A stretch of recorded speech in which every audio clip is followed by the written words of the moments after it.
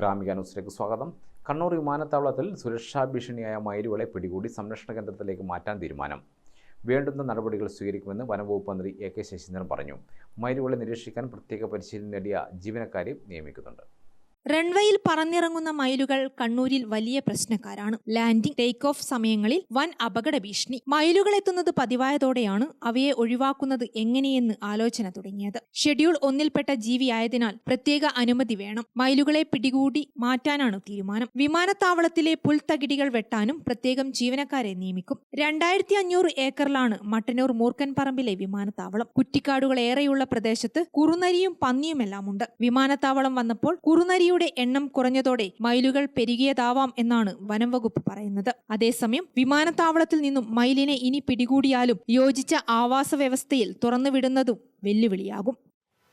വനം വകുപ്പ് ഉദ്യോഗസ്ഥന്മാർ എയർപോർട്ട് അതോറിറ്റി ആയി ബന്ധപ്പെട്ട് പീകോക്ക് മയിലുകളെ സംരക്ഷിക്കുന്ന ഒരു വാച്ചർ സിസ്റ്റം ഉണ്ടാക്കണമെന്ന് തീരുമാനിച്ചു. ഇവർ ഇതിനെ ഫലപ്രദമായി നേരിടുന്നതിനുള്ള ഒരു കർമ്മ പരിപാടി തയ്യാറാക്കണമെന്നാണ് നിശ്ചയിച്ചിട്ടുള്ളത്. അവിടെ മതിയായ തോതിലുള്ള ഒരു ടീമിനെ നിയമിക്കുകയും ദീർഘകാല അടിസ്ഥാനത്തിലുള്ള ഒരു പദ്ധതി ആവിഷ്കരിക്കുകയും ചെയ്യണമെന്ന് തീരുമാനിച്ചു. അവിടെ ധാരാളം പുൽത്തകിടുകളുണ്ട്. ആ പുൽത്തകിടുകൾ അടിയന്തര പ്രാധാന്യത്തോടെ വെട്ടിമാറ്റണമെന്നാണ്.